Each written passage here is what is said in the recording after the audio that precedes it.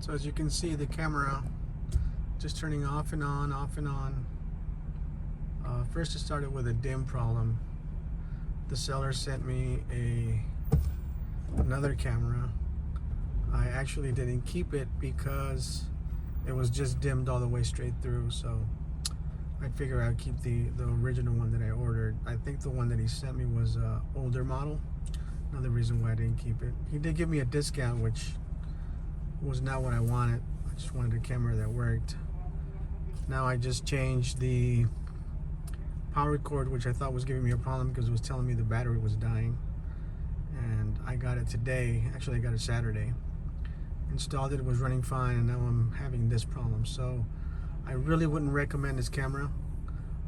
It's been less than 6 months since I bought it, and now I'm having this issue. So anyway, my review on this camera, not worth it. Think about it.